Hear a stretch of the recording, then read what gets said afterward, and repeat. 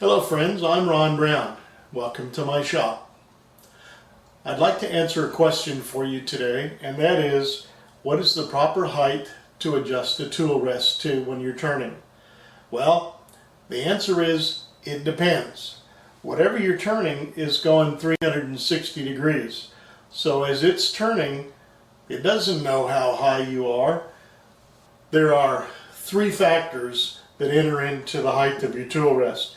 And all of them are dependent on your comfort level for your handle. So depending on the tool that you're using to make the cut, the size of the work that you're working on, and the type of cut you're going to make. If it's an arcing cut,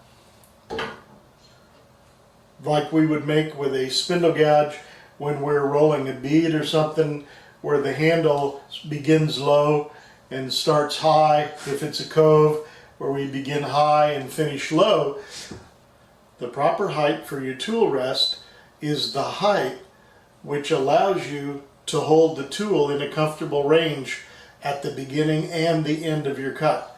This is not comfortable for me either to begin or end a cut, nor is something really low. So I would want to adjust the height of my tool rest so that the handle is in a comfortable range. If I have something that I'm roughing down and I'm using a big roughing gouge, I might want to start out pretty low so I can anchor it against my body. And then as it gets smaller and I start coming up uncomfortably high, then I might want to just lower the tool rest a bit so now I can get in here and still be in that comfortable range.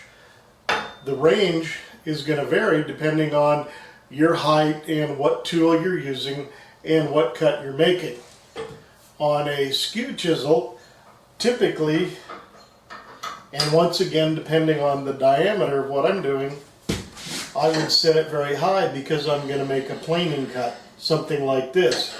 And to be very low or very high is uncomfortable.